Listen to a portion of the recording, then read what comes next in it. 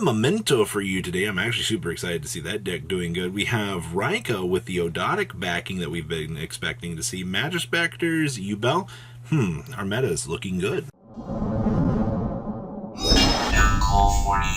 Make sure you guys smash the crap out of that subscribe button so you guys don't miss out on more awesome content. So we finally have the Memento Twin Dragon in the TCG, which means people are going to try to find some sort of method of madness out here to try to play this little card to speed up the process of the deck. And I will say, you know, Memento Fusion is one of the coolest cards we can have. Now, do keep in mind, with the next set coming down the pipeline out here, you're going to get the next evolution of cards, which, you know, will turn into a dump 3 out here. But for the base of this deck, you're still going to be using only one copy of the combined creation. The big old boss monster that could, the ability to get this on the field by shuffling 5 other mementos just to beam this on out. And then you have your interactions with your trap cards. Basically, the little skill drains to mess around with your opponent. We only play one copy of the field spell, which is pretty normal.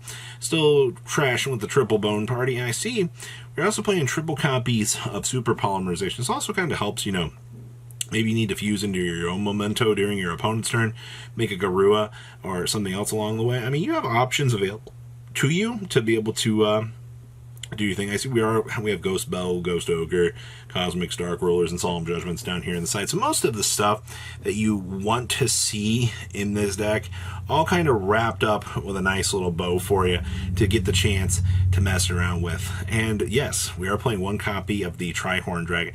A little bit hit or miss on Tri-Horn, but he has one more name for the deck. So you do kind of want to take advantage of that, especially when you're playing this. We've definitely seen more or less while we've, you know, had the chance to see this deck actually work. This card can be sometimes not the greatest little brick in the world, but hey, worst case, you toss it off like a 1-for-1 or something to kind of help you along with your day. But actually, to see Memento is going to evolve in with the next stuff here, and the fact you have a third place already, this is just a great setup for what's to come. So absolutely good stuff here. Now, we have the Ragnarika with the Odotic little splash package here. Now, the reason why obviously you're playing the triple Nayuya here in the one Karuse, but you're also playing Ye Old Snake's Rain down here so you can send off your reptiles. And yes, you can drop down the Armored Lizard so you can do your thing. You drop down the Nunus here. You can also drop down the Night End Serpent so you can start your little advantage train so you can kind of do your thing. I also love the fact the Night End Serpent just is a free bring back to the field so you can kind of start setting up and doing your thing. For most of the Raikou package, keep in mind that you have a lot of different variations to this deck. Like, actually, I think the different variations are the thing that makes this deck actually really cool. And also the fact that, you know, we're able to use Odotic Daybreak in here. I've played against a more Odotic centralized version of this deck, and I will tell you, the better or the more Odotic cards that are typically available in this deck actually can lead to some pretty insane end boards. Like, genuinely, it's kind of worrisome just to see how much gas you can kind of toggle through here. I also see we're playing one copy of the Lizardros in here as well. This is not exactly something I thought we'd be seeing in here, but it is a reptile. So, you know, as you're kind of going through the Ragnarika stuff, being able to stop by this for, you know, some little in-house energy, it's pretty good. You do see, oh, we have Begalancer in here as well. The fact that this deck can actually take advantage of Begalancer, well, interesting. We're also playing, is that a Black Ship of Corn in here as well? Have we really gotten to the point? I mean, hey, pinging your opponent for some damage for time, I guess, is an option technically. It's not exactly, what I thought I'd be seeing. All right, see, we also have the slow releases for the meta, dimensional barriers. Okay. We also have Magispectors here. Now, we've been pretty adamant about following this deck's trends, and you've got so many different versions of this deck. The things that you can do with the Magispector package is actually pretty impressive. Your wider range of field spells, obviously, you have the One Majesty's Pegasus to kind of get things going here. You do have the Necro Valley, which we have seen the Necro Valley being bumped up more in the main decks here, just so, you know, you can shut off your opponent's graveyard. Honestly, the graveyard ceiling side of Necro Valley, I think, has probably been one of the best things that we've had going for this card right now, because making sure that your opponent cannot access their graveyard or have the floatability back is going to steal you some games. I see we do have the one Cyclone, the one Storm, still playing the triple wind, that's pretty normal. And then we do have Tempest and the Tornado in here as well.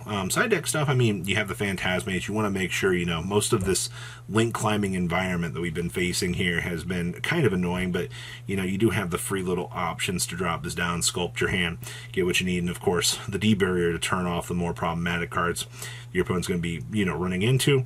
It's pretty good. Bagooska's been one of those cards that this deck can also freely make. Maybe something happens in a situation where, you know, you're put into a bad situation or your opponent, well, this deck doesn't have any Nibiru proof. We did recently just see a list that was playing some sort of copies of Cross-Eyed. I believe it was 2 to 3. Actually, I think it was 2 that they were choosing to play so they could actually hit the Nibiru so don't lose to it. This only my truly biggest fear about wanting to play a deck like this is Nibiru ends your turn, or at least makes it so you go into a really bad position. And I mean, yeah, you can get to the Apo, but it's going to take you a little bit in order to get to that, and you're definitely going to be in range of Apo, or the giant space crater. All right, we also have Yubel for you today, and another thing I'm going to tell you here, there are so many ways to play Yubel right now. So many people are trying out different versions of this. This version's packing in Fenrirs. Now, we've seen the ability for Fenrir to toggle for Fenrir, and that's always going to be a good. Also, I mean, that's a free little discard if you need to fuel this or to fuel your one of Super Poly. This is interesting. This build has opted to play one of and then one Eternal Favorite while opting to have the additional 2 Super Polys down here. I guess, to be honest with you, that this could actually end up being a brick in some points. You do have the Pyrays map in here to toggle for whichever little starter piece that you're going to need along the way. You are playing the one Mature Chronicle in here as well. We've seen how good Mature Chronicle could actually be, and I do want to give a shout out here to this. This deck is actually playing the triple copies of Skill Drain. I think Skill Drain in this deck is going to be a very good thing. I do, however, think that while you are playing Skill Drain, you do kind of run into some issues along the way. You know, maybe turning off a key effect might be a little bit bad, but I mean, you just get down to the bare bones Yu-Gi-Oh! I mean, it's just, what, Nightmare Pain reflecting damage back to your opponent off of your 0/0s floating, and then the Nightmare Thrones just repopulating your monsters as you're slamming them on into your opponent. So, while this does strip down some of the more basic effects, I mean, having the reflection combo to ensure that you can just win the game just straight off of, you know, the bare bones, it's good enough. Gotta love basic ass Yu-Gi-Oh! And the fact that this deck, of all things, has that ability to strip down and be able to just get in on the reflection, punish the opponent. Okay, well, I can't say that it's definitely not the craziest thing I expected to see, but it's definitely enough to kind of make me turn my head and go, huh, this is how we're doing now with Yubel.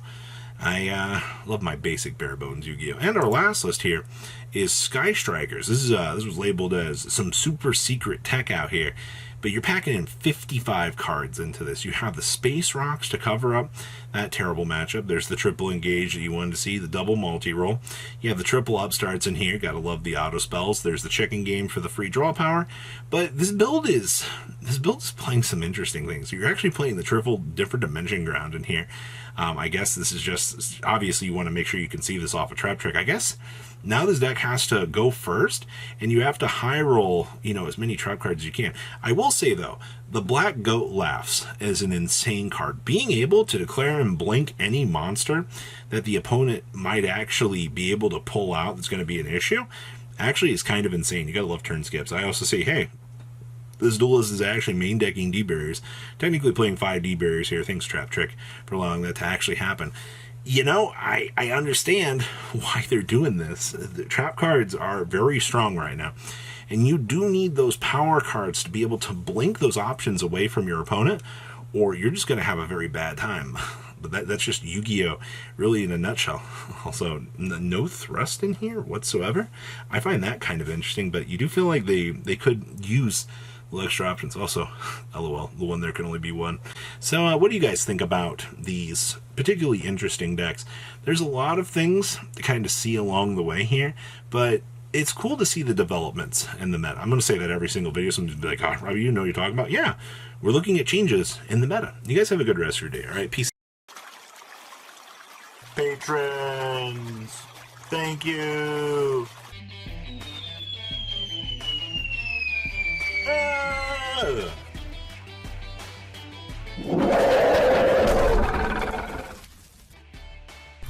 Thank you so much for watching. Check out these other videos.